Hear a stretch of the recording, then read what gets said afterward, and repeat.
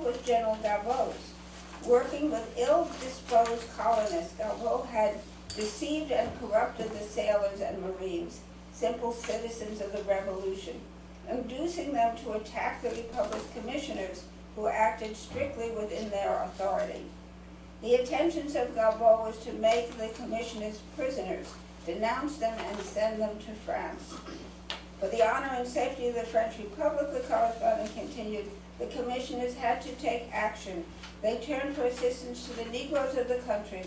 They were armed, and their freedom was promised if they would fight in the cause of freedom. Sadly, the correspondent continued, it was impossible to moderate the resentment of those who had been enslaved, admitting they murdered and burned without discrimination. But he quickly added, the planters had by their guilt drawn the misfortunes they feel on their own heads. Nevertheless, he concluded, all who have fled were unfortunate, and pity is the only sentiment that their heart-breaking situation can inspire. We should note that while refugees were condemned for revolting against the French Republic and its commissioners, only the most left-handed reference is made to the harshness of the island slave systems as a factor in the escalating violence. In this way, Bach represented both sides of the conflict, the French republics, though not necessarily of the slaves, and the planters. But which side would predominate, have the last word on the pages of his Jeffersonian newspaper? The outcome was not long in doubt. The General Advertiser did not repeat these initial criticisms of General Galbault and the fleeing planters.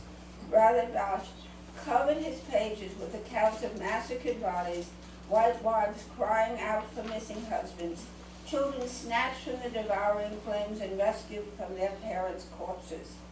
Sympathy was called for families that had enjoyed the pleasures of plenty but were now devoid of clothes, food, and shelter.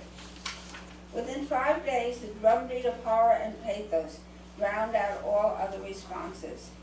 The powers of conception are too feeble to give an adequate idea of the sufferings of those who escaped the horrors of the Cape, one of Bosch's correspondents informed his readers. The murderous fury of the insurgents did not afford leisure to preserve property or clothes. Happy were they who, seeing their wealth forever lost, their friends, their dearest relations fall helpless victims to more than savage barbarity. Happy were they to elude their unfeeling murderers and escape with life. On the pages of the General Advertiser, the fleeing planters became our valued allies, escaping from the ruffian barbarity of a murderous mob. They had suffered the ultimate humiliation, being set upon by their own domestic slaves, armed by mulattoes and savage blacks. A part of the plan was a general massacre to be facilitated by an attack in the night from without and a universal conflagration within. This dreadful plan was to a great degree executed. In one horrid moment, the General Advertiser proclaimed, the citizens found the enemy at their gates, their homes in flames, and every public or private place filled with assassins. The human mind will not readily picture to itself a scene of deeper distress, of more accumulated misery. Day after day, more ships arrived, mostly in southern slave states, since it was easier to bring slaves in there, and many of those impoverished planters had brought a number of their slaves with them, which we know because of the Matthew Carey's comment that the ads for missing slaves with their owners' names gouged out of their flesh were common. It was easier to go to the southern states, obviously, than it was to bring them into northern states that had already adopted graduate emancipation laws. And so the ships headed for the ports in the Chesapeake Bay and Baltimore and Charleston, though a number did land in Philadelphia and New York. All carried further reports of black atrocities. Thus, the New York Daily Advertiser, as late as October 7th, solemnly reported neither age nor sex are considered by a brutal flock. What will be the issue of these dreadful disturbances, God only knows. American political leaders added their voices to the cries of distress. Thomas Jefferson, the United States radical liberal par excellence, wrote to James Madison, "The situation of Saint Domingue fugitives, aristocrats as they are, calls aloud for pity and charity. Never was so deep a tragedy presented to the feelings of man." In response to such need, the merchants of Baltimore, Philadelphia, and New York organized relief for citizens who had to flee from the dreadful carnage and shocking massacre of whites by a savage enemy. "My fellow citizens," one appeal asked, "what do your feelings prompt you to do? They are men like ourselves, and without further inquiry concerning them, that title, in addition to their misfortunes, has given them an irrefutable claim upon us." Calling to mind the French Crown's support for the nascent United States during the U.S. Revolution against Great Britain, another appeal argued in even more pressing terms, "Remember, they are your brothers who implore you, your allies who throw themselves on your mercy. Recollect that they did not desert you in your struggle for freedom." Significantly, the threat of slave revolts hovered over this appeal as it concluded, "Citizens think that a reversion of faith may one day enable their sons to return to our children in distress what their fathers had lent them, what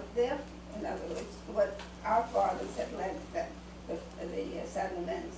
Tens of thousands of dollars were raised to aid men like ourselves, our brothers, by committees from Charleston to New York. What these appeals did not mention, but which we should not forget, was that Lecocq's merchants and planters were some of these American merchants' most valued customers, trading slave-produced sugar for U.S. agricultural products and European imports.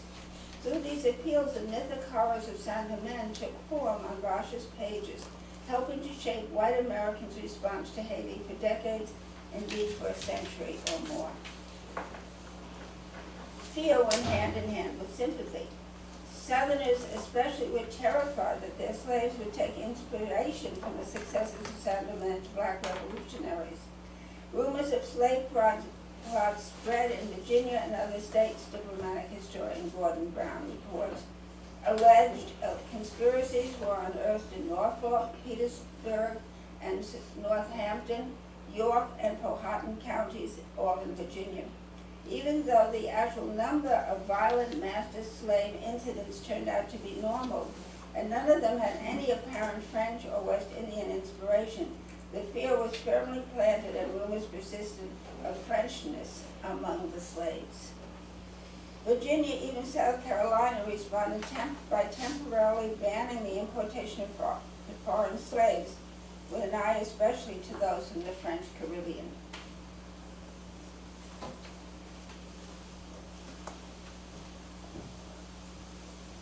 In contrast, neither the horrors of Saint Domingue nor the execution of Louis XVI and Marie Antoinette had eroded U.S. radical liberals' commitment to the French Revolution.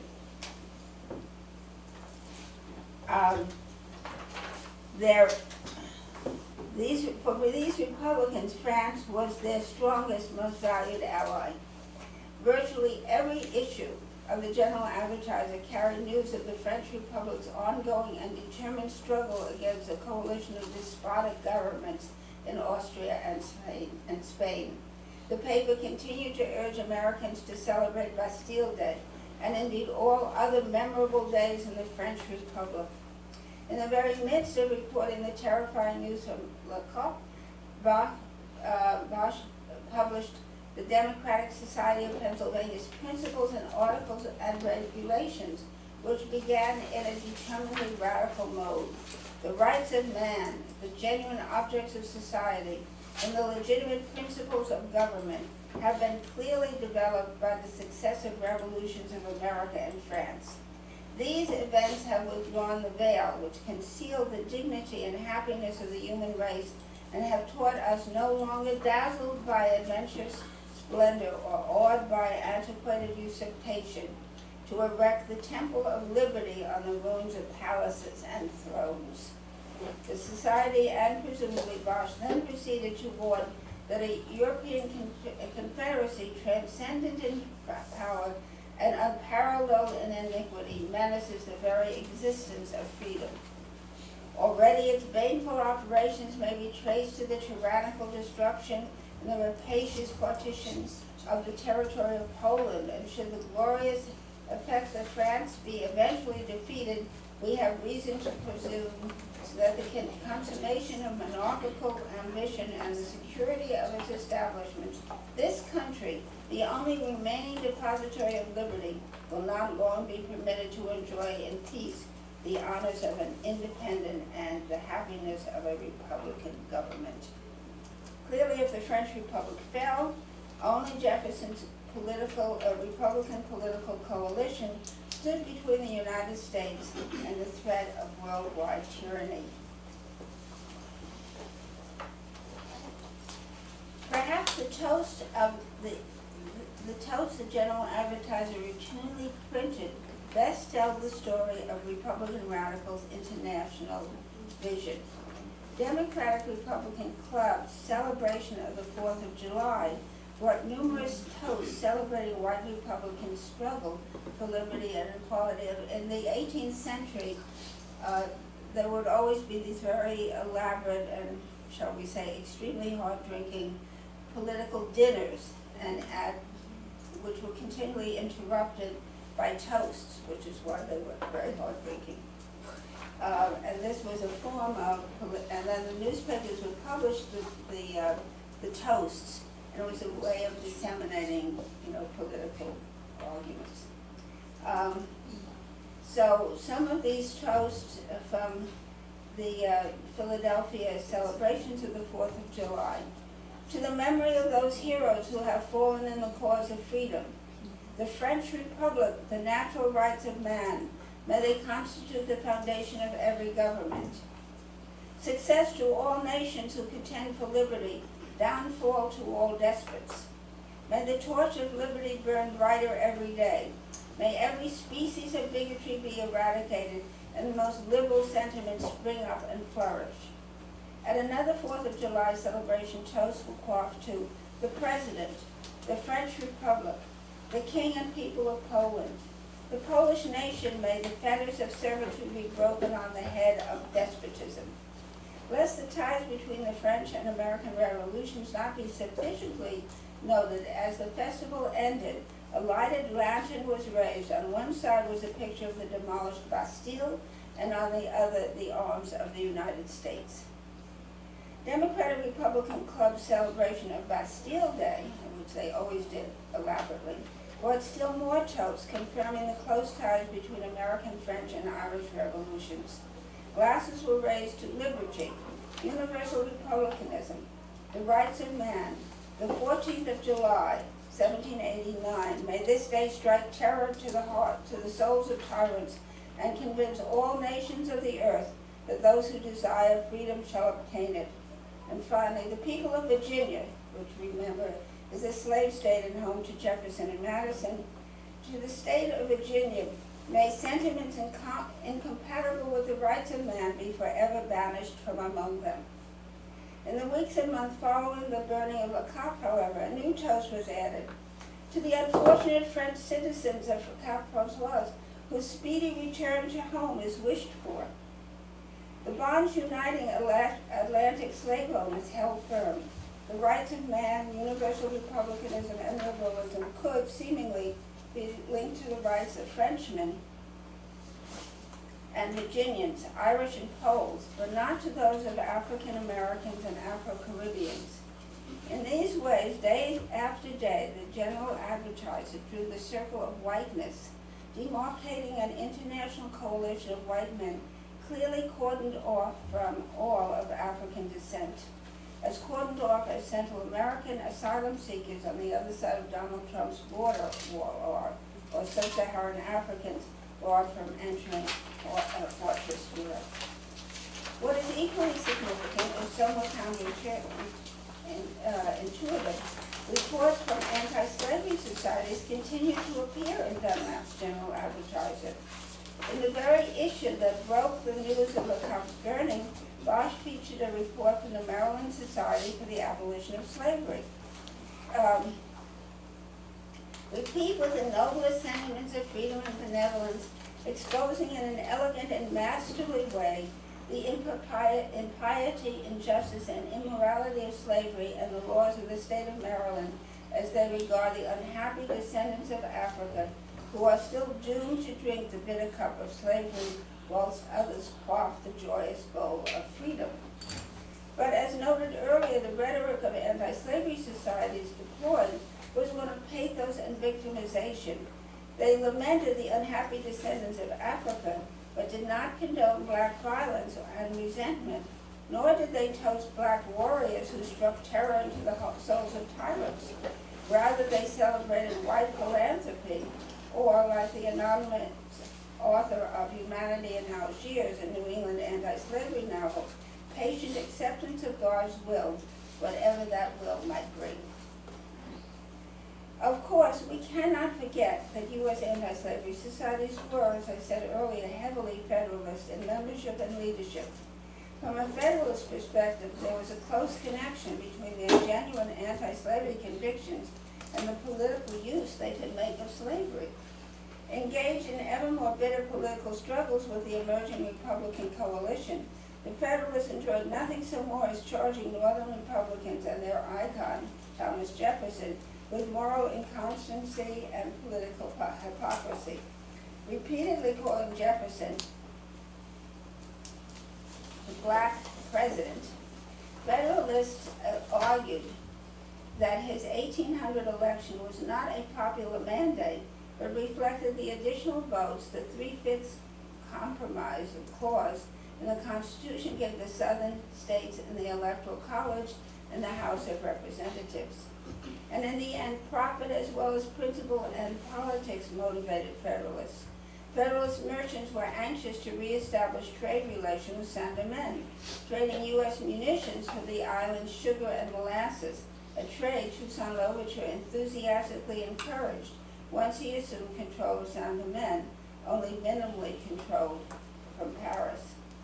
Expecting daily news that the French, under their new consul Napoleon Bonaparte, would attempt to invade Saint Domingue and restore slavery and the planter elite, Toussaint was greedy for American arms and munitions. A free Saint Domingue depended on them. Yet the Federalists had pushed Congress to ban all trade with France as part of the United States' undeclared war with France. Finally, in January 1799, Federalist merchants were able to persuade Congress, at that point still under Federalist control, to pass the Toussaint Clause, a legislative loophole that permitted the U.S. to trade with French colonies that were no longer under French control. Clearly, this meant Saint Domingue under Louverture. Saint Domingue's black leaders and northern U.S. merchants celebrated. Republicans north and south did not. To no one's surprise, they reacted with horror to the thought of arming rampageous blacks, intent, they were sure, on the destruction of white civilization. During the 1798 Congressional debates, when Toussaint's clause was first suggested, Albert Gallatin, a radical leader of the Pennsylvania Republicans and Jefferson's future Secretary of the Treasury, spoke Congressional Republicans' mind. Arming blacks would lead inevitably to an independent black Saint Domingue, with catastrophic results, he thought. Suppose that island, with its present population, should become an independent state. What is this population? He asked his fellow congressman. It is known to consist of men who have been initiated to liberty only by that series of rapine, pillage, and massacre that have laid waste and deluged that island in blood. He then proceeded, revealing Northern Republicans' dilemma. No man wishes more than I do to see an abolition of slavery when it can be properly effected. But no man would be more unwilling than I to constitute a whole nation of freed slaves and thus to throw so many wild tigers on society. But it was Gallatin's concluding prediction that strikes me most forcefully. If they were left to themselves, they might become more troublesome to us in our commerce with the West Indies than the Algerians ever were in the Mediterranean. Free, armed Africans, be they in North Africa or the Caribbean, were all the same to Jeffersonian radicals. They were barbarians, plunderers, enemies of a free white American republic, dangerous others who must be excluded from the international coalition of freedom-loving white Republicans, cordoned off, marked as disorderly, dangerous others. It was in this way that the radical potential of Jeffersonian republicanism was contained, the promise of enlightened liberalism whitened.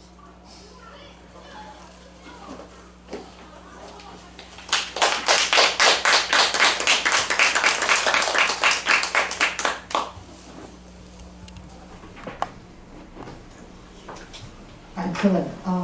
There's a lot to be discussed. We can bring in the first section and discuss the connection between the first and the second, but also focusing on this second half of this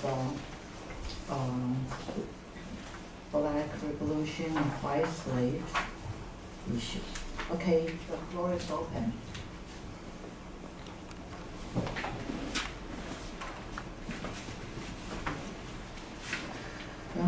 Start? Okay. No, here. While following your lecture, my mind is flying on a broader context. I'm thinking of the two, the institution of slavery and racism as two things.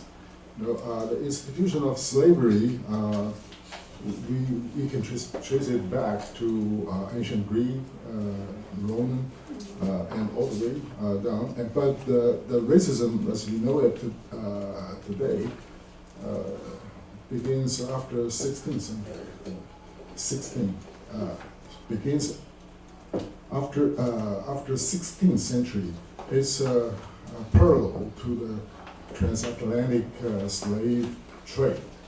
So now that is a background for racism we know today. But very interestingly, those Algerian or so-called African who seize or pirates who do the business of white slave are also those people. They have been doing this trade of slavery, market of slavery for centuries, all the way down to Zanzibar. So actually they are colorblind. They don't make distinction between black or white, right? And then I just wonder. It probably also the case in the Roman or following that context. There's no such kind of distinction and contrasting like the American being caught in that way and have those kind of contrast of liberal or liberty of America with the barbarous African. Because till 16th century, the whole Mediterranean era, if we, according to Fernand Braudel's analysis, is a constant, several centuries, constant, that kind of competition or combat or something between the Islamic and European, Christian European, and for example, even in the 16th century, like Sicily, their medical school or medical school still have a branch of Arabic and a branch of Jewish, and so that kind of contrasting between America and barbarians Africa seems also comes late. I mean, maybe two century late. With this background, I'm thinking of the thesis made by Martin Bernal. Yes. Who authored 3 volumes of Afro-Asiatic origin as Afro-Asiatic origin of the Greek civilization. Yeah. Because that exactly correspond to the racism we know today, and its performance is only for us, in the past 2 or 3 centuries, that we begin whitening the Greek civilization,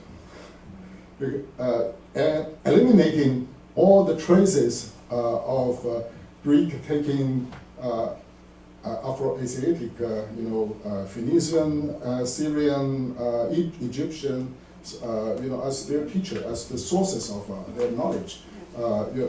So I think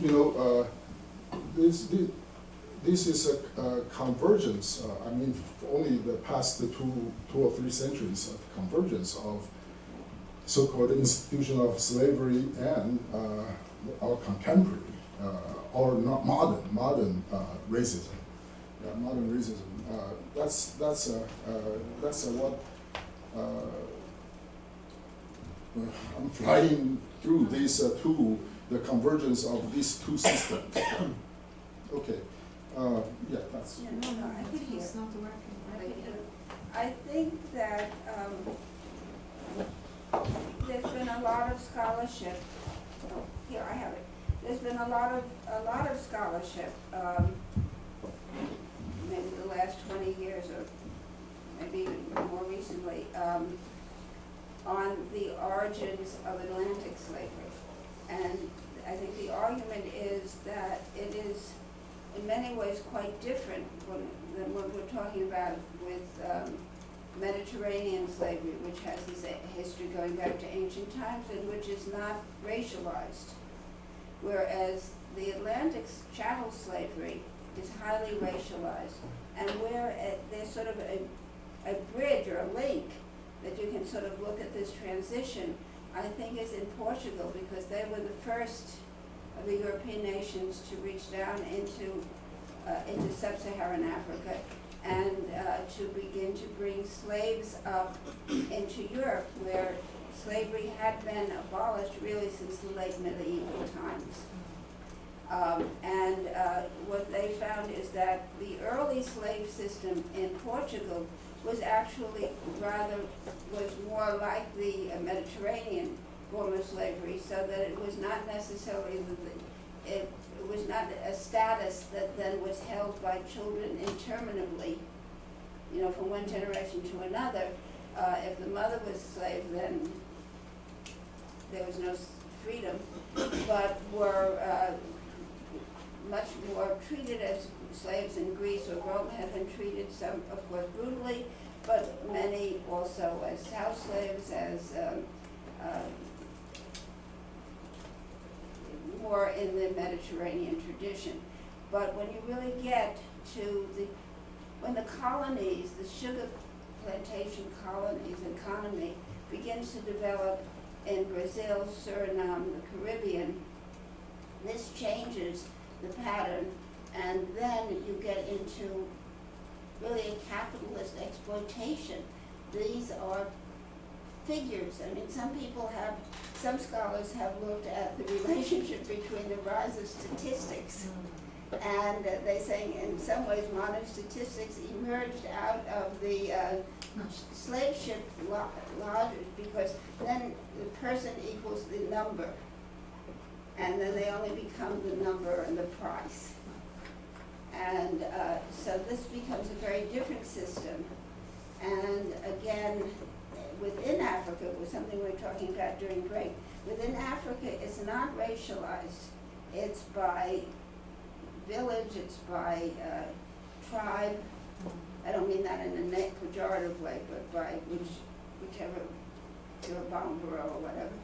And then, but when you get to the coast, and you get to the slave forts on the coast, like Barbary Island, etc., then it becomes racialized.